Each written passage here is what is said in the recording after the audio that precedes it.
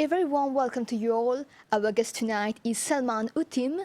He is 26 years old and he has recently published a book, Trouble in Paradise. And tonight, during this episode, we are going to learn more about his book as well as his journey as a writer. Salmaan, thank you so much for joining us in the studio of the MBC tonight. Thank you, Koya. It's a pleasure and honor to be here with you tonight. So Salmaan, you've actually written a book when you were 16 years old, right? Right, yes. And you've published it 9 years later. Exactly. Actually, tell us what pushed you to write that book, Trouble in Paradise. Stories are more than simple fairy tales. According to psychology, stories have a power to alter our brains, to change how we think and act. And ultimately, my goal when I wrote this 9 years ago was to make the world a better place, to inspire people, to deliver specific messages, and eventually to change the way people think towards animals, towards human behavior, and so on and so forth. As you know, the famous adage which goes by, the pen is mightier than the sword. So I don't need to hurt someone literally to make a statement. I can just do it by writing. So this is a gift, I think, to me, to have this ability and skill to write, to deliver, like I said earlier, specific messages. So I can, with writing, I can inspire a country. I can change a life. I can change how someone think. And I guess that's my main goal when I wrote this like 9 years ago. And today I still have the same mindset, I would say, yeah. So, you waited 9 years to publish that book. Was it a frustrating wait, actually? It was a very frustrating wait. It was disheartening. It was demoralizing, I would say. Personally, it was very discouraging also because I didn't have much support, I would say, when I was a teenager, because I didn't know to whom to turn for advice at that time. I didn't had any mentor. I didn't have someone really trustworthy and intelligent to turn to. But now, after so many years, after working professionally, after meeting so many people, after surmounting many obstacles, now I have more maturity, more knowledge and wisdom. So yes, to answer your question bluntly, it was a very frustrating wait. Yeah, but as a teenager, I mean, you were 16, you used to go to high school. How did you find time to write that book, actually? Actually, I wouldn't say, I wouldn't put it that way, but let me explain to you more briefly. So I wrote this book after the SC exams. Actually, I was marked by an event emotionally. I was rather sad at that moment of time. So I think that this is what pushed me to go forward to write this book at that time, because when I penned down my thoughts, uh, my anger, my sadness, and all these feelings just evaporate in the air. So it's a way also for me to calm down. When I write, I am appeased, and it's a way for me to manage my emotions. And when I pen down my thoughts, I just create magic. I go inside my little world of mine. So I would say, yeah, it was a blessing in disguise, in fact, because I never had a plan really to write a story.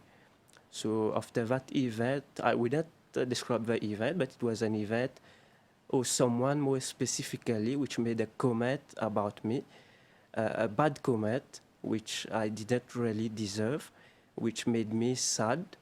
And You just decided to release all your emotion in the book. yeah, writing for me at that time was just an escape, because I didn't know how to get rid of that emotion. I do work out. I work out since I was 13, 3 times a week. It's just discipline, whether it's 11 p.m. at night or I'm exhausted, but I must work out. It's part of me. It's in my soul, in my life. It's the motto of my life.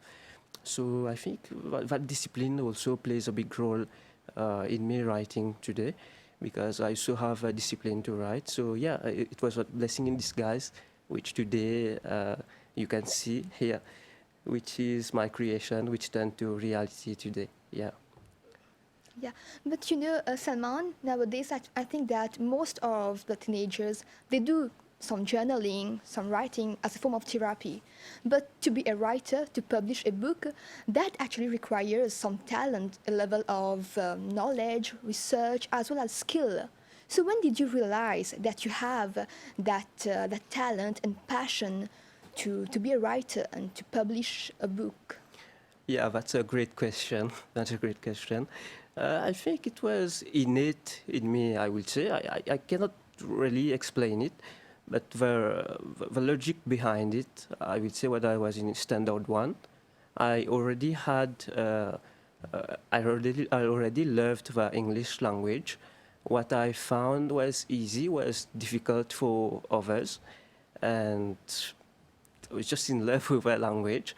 And to high school now, uh, I developed a more liking for English. When I wrote essays, I used to score maximum points.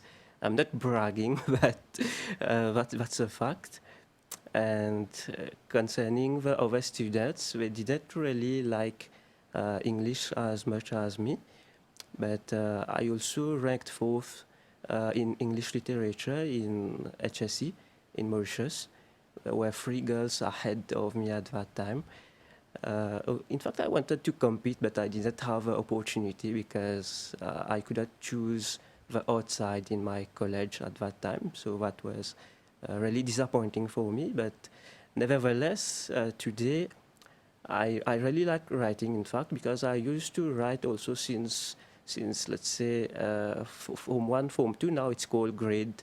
I don't know which grades, but I used to know it as form one, form two, form three, etc. I always like to write, in fact, but at the age of 16, I chose to take it to another level, a higher level. You took it seriously then. Exactly, yes.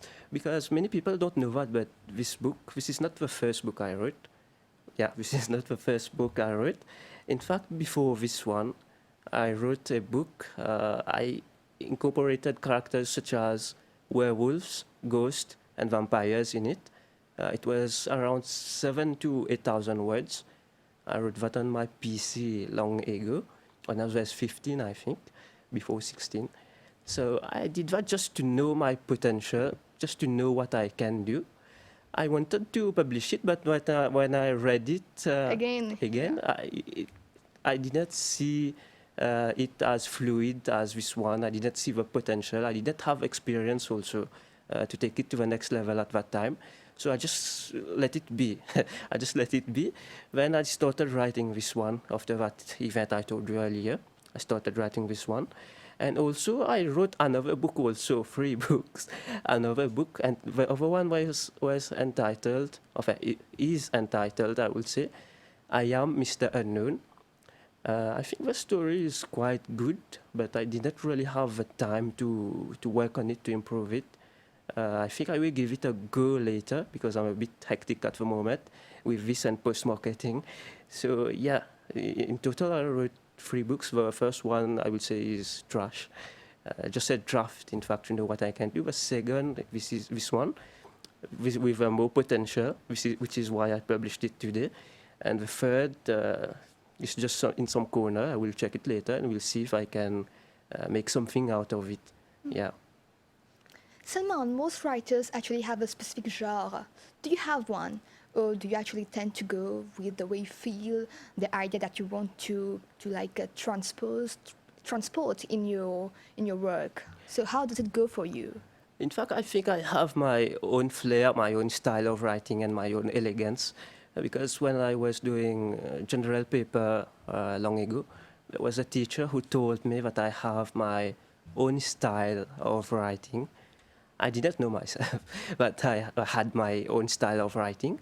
But after that comment, it made me realize indeed that I have my own style of writing. I am influenced by some writers, I would say, but I don't like to copy them. I don't like to copy people. I'm not a copycat. I'm a leader.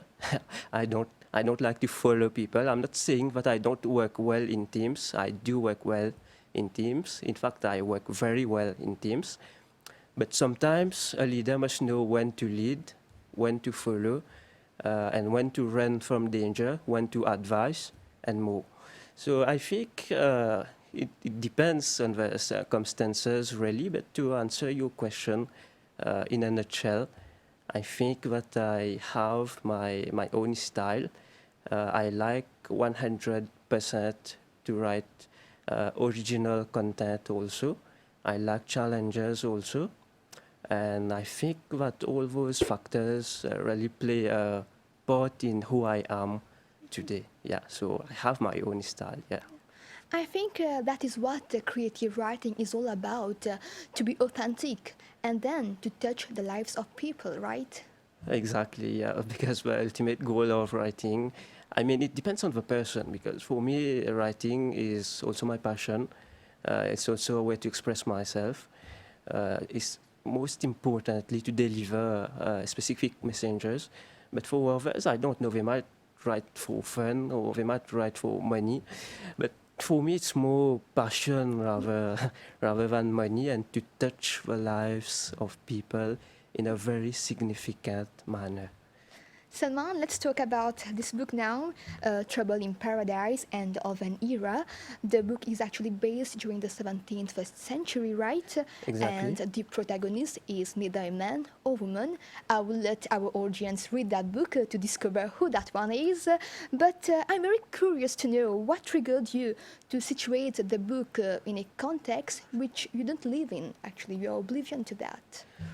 Yeah, but I wouldn't really say I am oblivious to that, because I think we all did history in school long ago, in which we learned about the 17th century.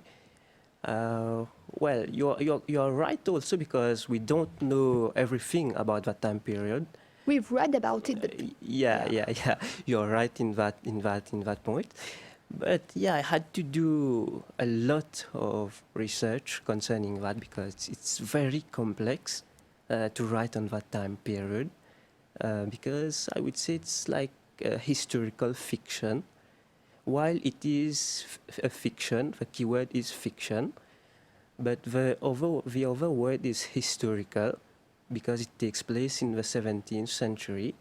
So I had to know what happened around that time in our beautiful country, which is Mauritius, in other words, paradise. So I had to really research a lot on on my protagonists, on on other characters as well, which existed in the past here.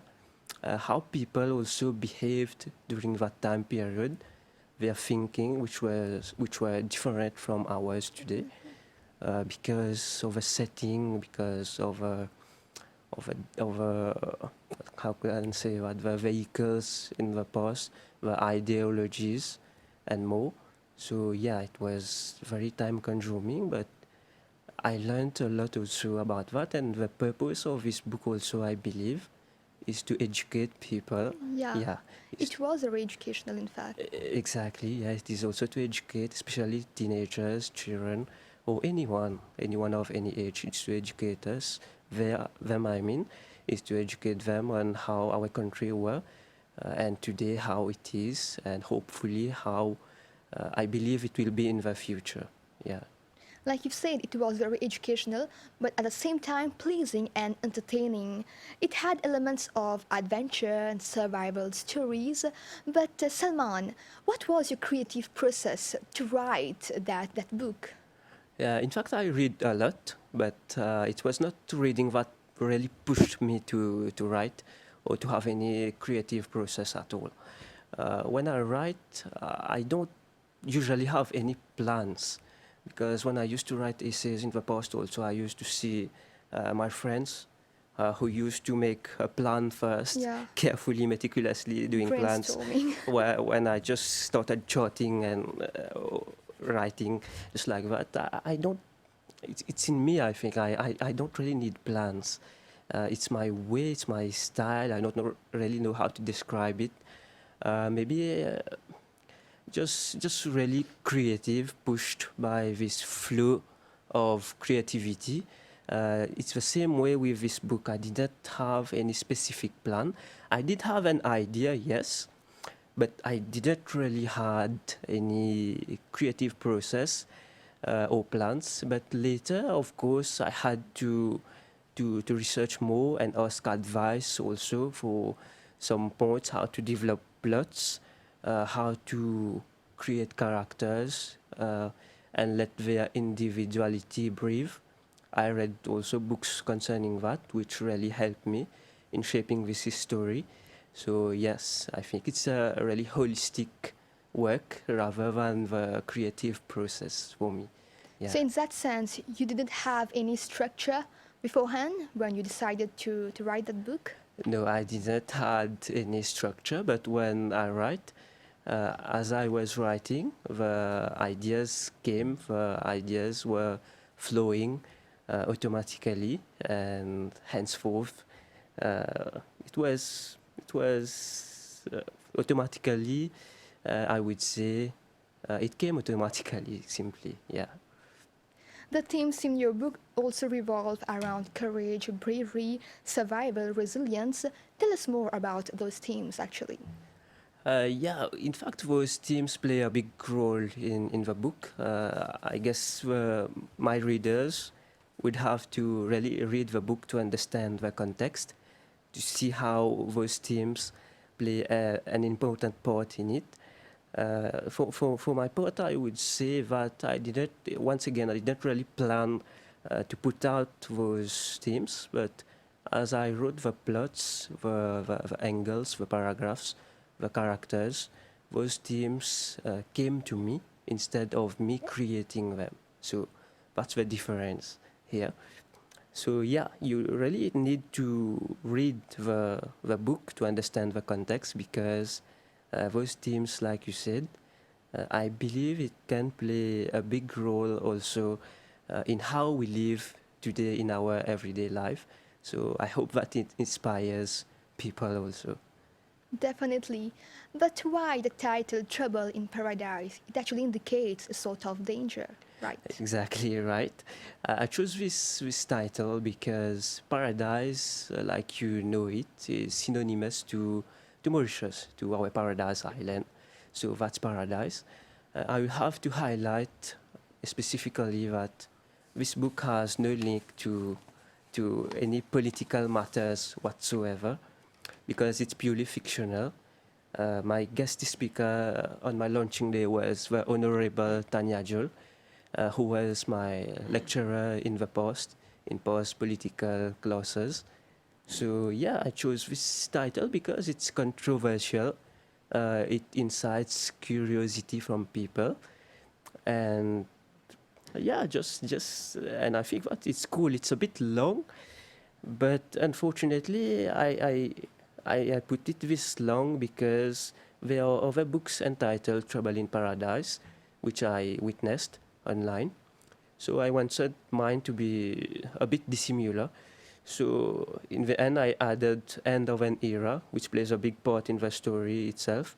So that's why the title came to fruition today.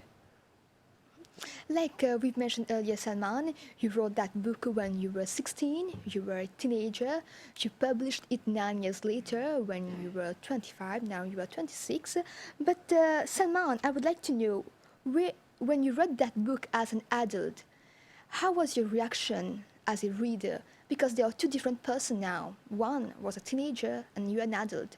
Are there any changes that you thought you would like to bring in that book? Or you're happy or you're satisfied with the writing skills of that teenager? Once again, great question, Koyel. Uh, you're definitely right because now I'm the same person, but there are two personas. There is one which as me as a teenager, and then the man, the adult. So when I wrote this book as a teenager, there were parts, I mean, which were, I would say, controversial, which were controversial.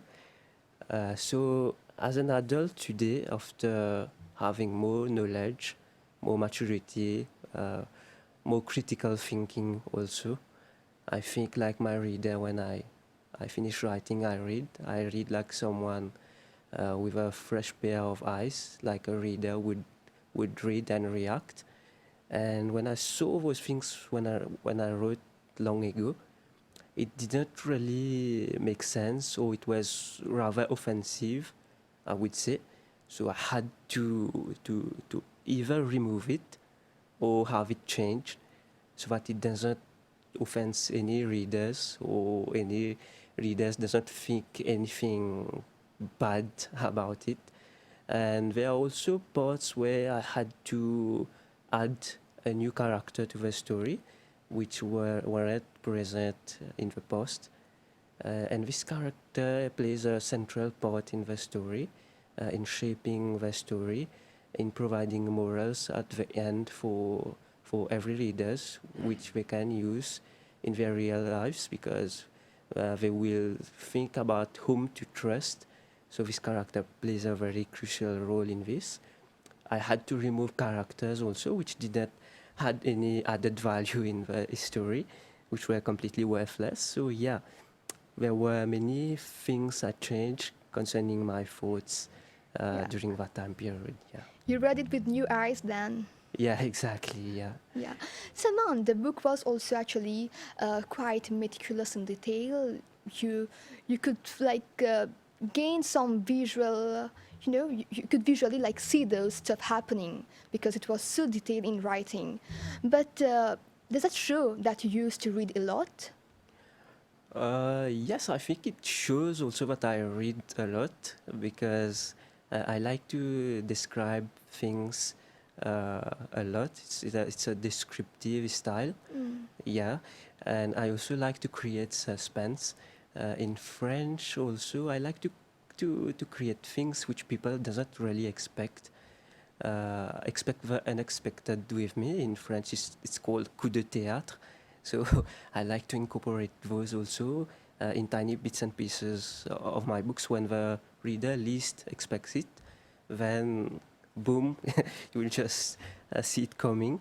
I mean, you won't see it coming, but it's like a slap. In fact, it just comes right in your face. So I like to create this style of suspense to incite more curiosity, so that the person tend to read the next chapter, and so on and so forth. Yeah. Yeah, the book also had a comical effect due to the fact that the animals used to behave and talk like human, and it somehow allowed you to address some more serious issues, right? Yeah, right. It's because of the characters, also, like you said, like you rightfully said, and it's also because of my style, because I like to incorporate irony. I, I like to put funny things in the books also, just not to make the books so serious, just to make it entertaining, and so that people can have a good laugh also while reading. Yeah. And share with us some feedbacks, criticism that you've got for your new book, Trouble in Paradise. Yeah, sure. In fact, I got some very interesting feedbacks. There was a guy who told me in French, I will translate it in French. He told me, Vous êtes le meilleur, c'est un plaisir de vous lire. Allez-y, continuez. So this really warmed my heart inside because I never expected this comment, this compliment. And also there was a 11 or 12-year-old girl uh, who told me that this is the best story that she's read. So this, once again, I never expected to happen. It really made me happy inside to touch lives of people like this. And I have a friend abroad who told me, never stop writing.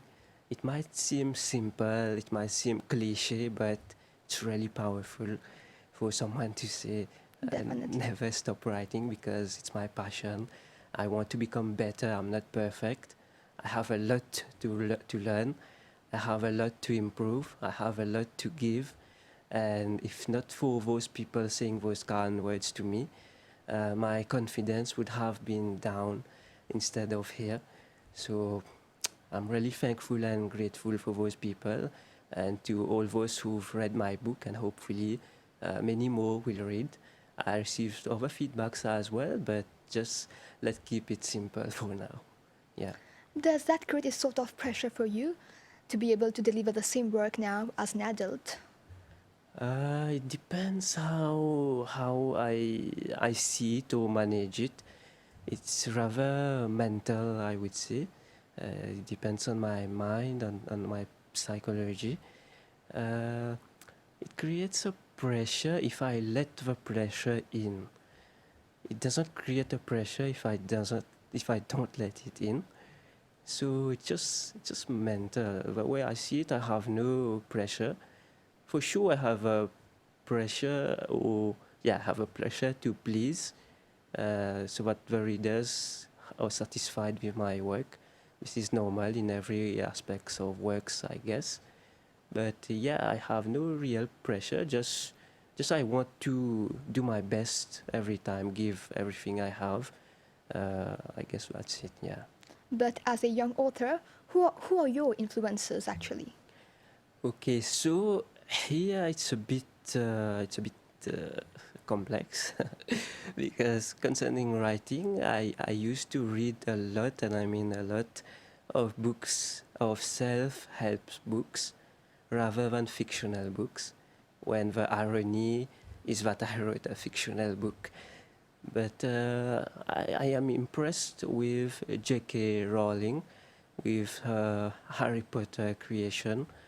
I think I read just one book regarding that, but what really marks me in her work is her exceptional creativity. Yeah, it's out of this world the way she could have created such a unique and interesting and intriguing universe like Harry Potter. Also, her personal story really touched me because she was rejected by 12 major house, major publishing houses, and today she sold over 100 million copies. 100 million. Now that's something. After so many years of rejection, her life story is a bit like me, and I'm not saying that I'm gonna be the next J.K. Rowling. Far from that. But yeah, she touched me, and also there are writers like Dale Carnegie who really marked me. There is Oscar Wilde. Now he is fictional, Oscar Wilde, because I used to read a lot of his books in English literature at school. I really liked his style, his work.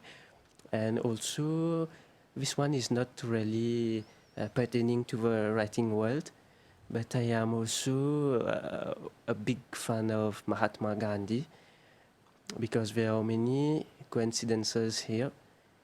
I was born on the same date as him. I am left-handed as him when no one in my family lineage is left-handed. I don't know how to explain it. He did a lot in politics. I am interested in politics also in the future. And I admire his values, which he taught to everyone, his work ethics, his ideology, his way of thinking. I try to incorporate that in my way of behaving to people, and I also have my way of interacting with people, understanding people.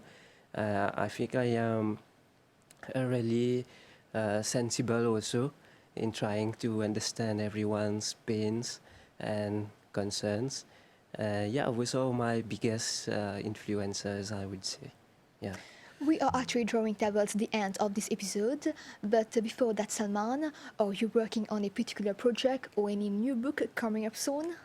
Yes, for the time being, I'm writing on something novel, a recollection of specific poems, which are based on several themes. And I know many people don't read poems, unfortunately. But I just want to put it to the world, because in each of my poem there will be a moral, and I will also add a sayings to my work. So this is my next plan, and then in the future, I believe I will be specializing towards creating more fictional stories. And lastly, if you permit me, I would like to give some advices to the youngsters or anyone listening. So I would advise you to go for your dreams, because no one will do it for you. If you want to be the best, do not follow the rest. I'm not I'm not saying do not blend in groups. I'm just saying know who to trust, know who to be with, because there are many people who will backstab you.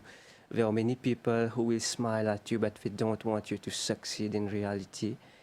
My advice to them, if they want to be the top guy, if they want to be the best, be a leader, don't be a sheep, don't do what everyone is doing, carve your own path. It doesn't matter if it takes 55 years or 9 years like me, but just believe in your dreams, even if no one believe in you, because I know someone who achieved his dream after 55 years. Yeah, after 55 years, so everything is possible. I will also counsel anyone who is listening to me right now, uh, do not do not listen to criticisms unless it is constructive criticism which will help you to improve, to reach here instead of here. So only listen to those, and be deaf to other criticisms, because they will bring you down. So my ultimate advice in the end is to follow your dreams, do what you love, and do not, do not lose time, because time is really precious. I coined a saying which goes by, the greatest loss in life is not the loss of someone dear or the loss of money, rather, it's the loss of losing time, time not doing what you love, and time not spending with the one we love. So that would be my advice to them. Now, you go and conquer tiger. Yeah. Thank you, Salman. This was so inspiring. It was a delight to have you on the set tonight and learn more about your journey. Thank you. It's my pleasure. Dear viewers, we have now come to the end of this episode. Thank you for your time. We hope to catch you next week at the same time, same channel. Have a great evening.